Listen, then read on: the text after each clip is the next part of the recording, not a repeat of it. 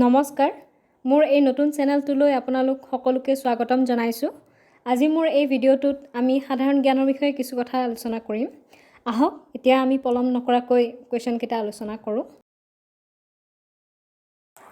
First কোৱেশ্চনটো হৈছে 132 সংখ্যক Durand cup 2023 খিতাপ কোনে লাভ কৰিছিল? ইয়াৰ কাৰেক্ট এনসাৰটো হ'ব মোহন বাগান। মোহন বাগানে 132 সংখ্যক ডুৰাণ্ড কাপ 2023 খিতাপ লাভ কৰিছিলে।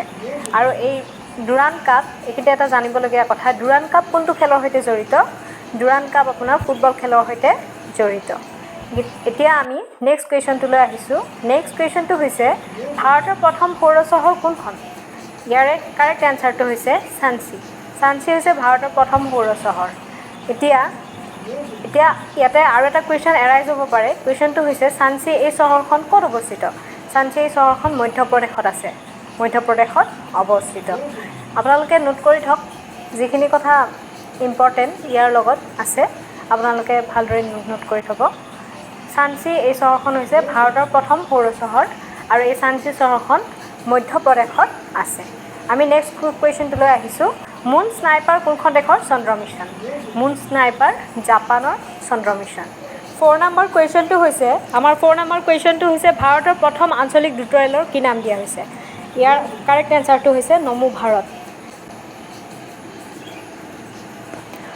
5 নম্বৰ কুৱেশ্যনটো হৈছে ভাৰত আৰু কোনখন দেশৰ মাজত ঝুলাঘাট ঝুলন দলং সম্পূৰ্ণৰূপে কাৰ্যকৰী হৈছে? ইয়াৰ কাৰেক্ট এনসাৰটো হৈছে নেপাল। ভাৰত আৰু নেপাল দেশৰ মাজত ঝুলাঘাট ঝুলন দলং আছে আৰু তাত সেই দলং সম্পূৰ্ণৰূপে কাৰ্যকৰী কৰা হৈছে। এইটো এটা ইম্পৰ্টেণ্ট কুৱেশ্যন, আপোনালোকে ভালদৰে নোট কৰি থ'ব। 6 নম্বৰ কুৱেশ্যন 2023 চনত অসমৰ পৰা কিমান সদস্যই পদ্মশ্ৰী বঁটা পাইছিলে? এতিয়া কাৰেক্ট এনসাৰটো হৈছে 3 গৰাকী সদস্যই। 2023 চনত অসমৰ পৰা 3 গৰাকী সদস্যই পদ্মশ্ৰী বঁটা পাইছিলে। এইটো এটা ইম্পৰ্টেণ্ট কুৱেশ্যন 2023 চনৰ, আপোনালোকে ভালদৰে নোট কৰি থ'ব। 7 নম্বৰ কুৱেশ্যনটো চাওঁ আহক। 7 নম্বৰ কুৱেশ্যনটো হৈছে দনি পলু বিমানবন্দৰ কোনখন ৰাজ্যত অৱস্থিত?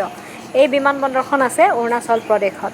গতিকে দনি পলু বিমানবন্দৰখন অৰুণাচল প্ৰদেশত অৱস্থিত। আমি এতিয়া 8 নম্বৰ কুৱেশ্যনটোলৈ আহিছোঁ। 8 নম্বৰ কুৱেশ্যনটো চাওঁ আহক। 8 নম্বৰ কুৱেশ্যনটো হৈছে আমাৰ 2023 চনত অসম বৈভৱ বঁটা কোনে লাভ কৰিছিলে? 2023 চনত অসম বৈভৱ বঁটা লাভ কৰিছিলে ৰঞ্জন গগৈ। আৰু এইখিনিতে এটা জানিবলগীয়া কথা আপোনালোকে জানি থওক, অসমৰ সৰ্বোচ্চ অসামৰিক বঁটা কোনটো? অসমৰ সৰ্বোচ্চ অসামৰিক বঁটা হৈছে অসম বৈভৱ বঁটা আৰু এই অসম বৈভৱ বঁটা প্ৰতিষ্ঠা কৰা হৈছিলে 2021 চনত। নেক্সট কুৱেশ্যনটো হৈছে আশা কৰ্মীৰ ভিতৰত কোনে অসম গৌৰৱ বঁটা 2023 চনত লাভ কৰিছিলে? আৰু আশা কৰ্মীৰ ভিতৰত অসমৰ গৌৰৱ বঁটা 2023 চনত লাভ কৰিছে মীনাক্ষী চেতিয়াই। আমাৰ মীনাক্ষী চেতিয়াই লাভ কৰিছে 2023 চনত।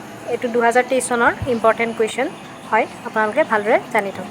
আমি এতিয়া 13 নম্বৰ কুৱেশ্যনটো চাওঁ আহক। 13 নম্বৰ কুৱেশ্যনটো হৈছে 2023 চনত অসমৰ পৰা সন্তোষ ট্ৰফি কোনে জিকিছিলে? ইয়াৰ কাৰেক্ট এনসাৰটো হৈছে সত্যজিৎ বৰদলৈ।